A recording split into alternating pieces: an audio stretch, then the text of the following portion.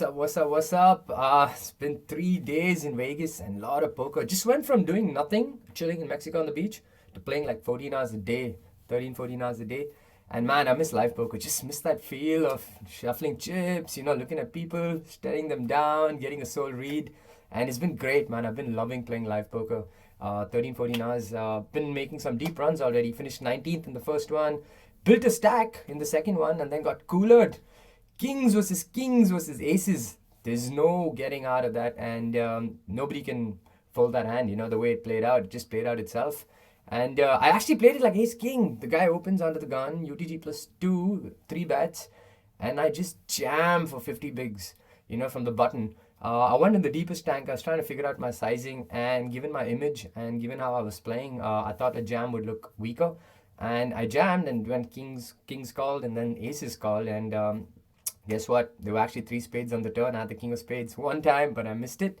It was for easily top 5 or top 10 stack in the 1.5 million guaranteed win event. The Win Poker Room, one of the best poker rooms I've seen. Really, really enjoy playing at the Win Poker Room. It's got like great ambience and great lighting. And if you're a poker player, you will like the Win Poker Room.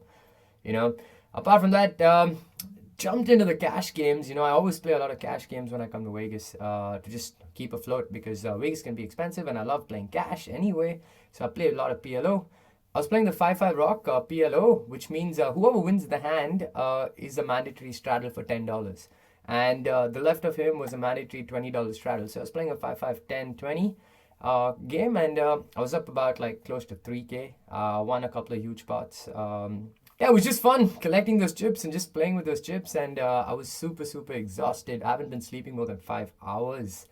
Having said that, I walked right into playing the double stack, my first World Series of Poker bracelet event, and it was the 1K double stack, which meant 40,000 chips. Usually you get 20,000 chips for a 1K, and great structure, 60-minute levels, was slow, really, really, really fishy. Really fishy. I had a really soft table. I was up to 100,000 chips right off the bat, and I was chilling, and then I got moved tables, and then within one orbit, boom, just blew up that stack. Got into a triple barrel spot. The board ran out really well for me. I don't think I regret taking that spot, considering how it is in theory, but I think I might just thinking about it. Considering the feel, considering how soft it was, considering the structure of this event, could have probably avoided that spot, in hindsight. But having said that, in theory, it's fine. I'll still run that play. 2 hands later, I blind versus blind. I get it in for 15 bigs, 16 bigs with queen jack. Big blind wakes up with ace deuce. He calls. I'll miss that, and then it was curtains for me. I head straight to the cashier. 1K more. I get back in on this double stack with 40 big blinds. First hand, ace queen on the cutoff. Button has kings. He has 11 bigs. We get it in, obviously. And ace queen no good. I'm down to 28 bigs. And I grind it up. I sat down for 3-4 levels and made it back up to 85, 90K. I peaked at 90K. Now with 1 hour left to play, I get moved tables. I'm chilling. And then now at 1,000, 2,500 blinds, 2,500 ante, cutoff opens to 7,000. All day I was just flatting for most part and just playing them post flop. These guys were not playing very well post flop. I had a really soft table, couple of tables, and no one really could play post flop. They were decent with pre-flop ranges, but they would get stuck on a lot of boards, especially on turns, and were not really sure of what to do. And then their range and hands became quite face up, and it was easy for me to actually play against them. So I was using that strategy for most part. And this particular time, I decided to rip 30 bigs from the button. Cutoff goes into the deepest tank, and now I'm thinking to myself, I'm like, all right, he probably has a pair 7s, 6s, 8s. He's thinking, we'll take the flip, because ace king or ace queen would call faster. But he finally called, and he had ace queen, I had ace jack. I was down to 500 chips, okay? Down to 500 chips with 10 or 20 minutes left on the clock, and I'm just like, damn. Considering how the structure was. In theory, I don't mind that jam, again. Considering my strategy with most of these guys were taking low variance lines to build a stack. Could have stuck with that, but it's fine. It's poker. That's how we got to live with it, and we got to live with our decisions. And I was down to 500 chips.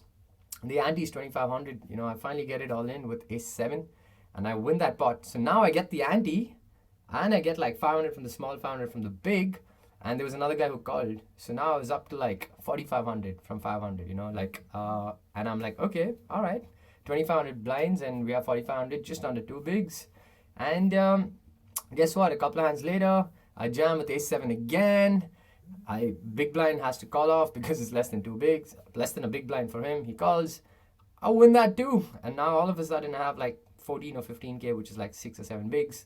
I post my blinds. I come back down to like 3 or 4 bigs or something on those lines. And it goes raise, jam. I look down at ace king of diamonds. I get it in, call. And I get there on the river. I hit a backdoor flush. I had ace king. Under the gun had ace-9, and the guy on my right who went all in had pocket tens. I hit the backdoor flush, and boom! Now I have like 11 bigs. And moving into day 2, I have about 8 bigs, and I had an option to forfeit my stack and come back and play day 1B, but I chose not to because there are only like 500 people left from 2,000 people. I already re-entered once. If I didn't re-enter, I'd probably forfeited my stack and played today because the structure is great. And, you know, on day 2, anything can happen. If I can come from 500 to like 25K, I can run this stack up from 25K to like winning this tournament. I'm just loving playing live poker again, you know, like it's just so much fun to play live poker. And I'm able to pick up on so many tells now, you know, like especially like in the last 3.5, 4 years, I've just been playing so much online poker.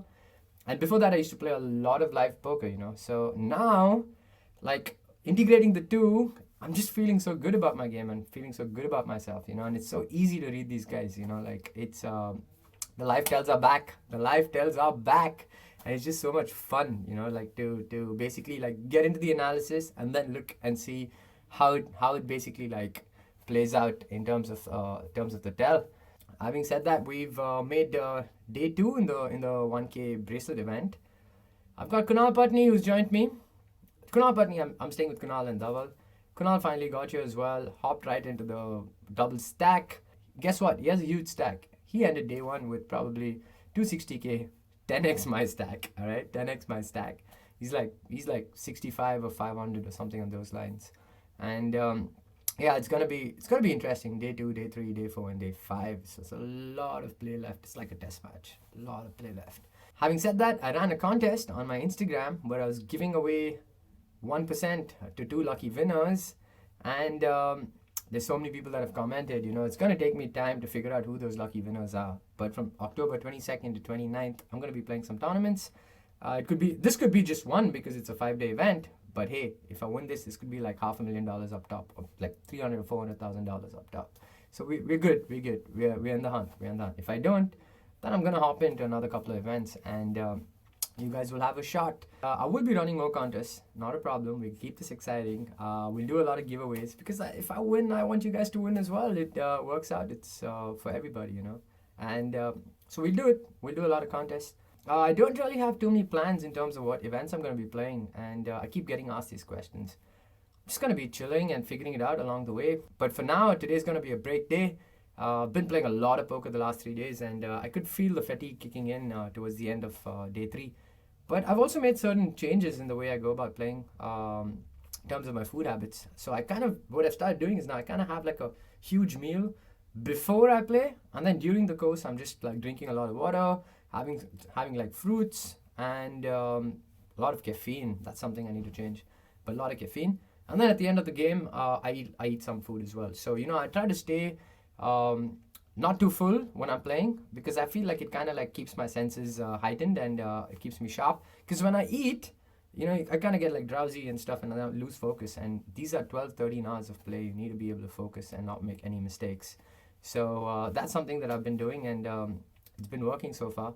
The other thing I've started doing in my routine is just during dinner breaks and during all the breaks, I just walk around these casinos. These casinos are huge, you know, so you can just walk around and get some cardio in, get a little bit of stretching done, and come back. You know, you get like a 20-minute break every now and then. The dinner break can be 75 minutes or 90 minutes, depending on which events you're playing. So that's the kind of routine I've been using, and that's the kind of mindset I've been using during my events. And now I'm just going to be well rested today, take it a little easy, just probably hang out with the boys, and super pumped to go for tomorrow. We're really shot, but we can make it a reality. There's a saying in poker, All you need is a chip and a chair. And I did have a chip and a chair. I was down to 500. Let's make it a reality. Let's go get that bracelet.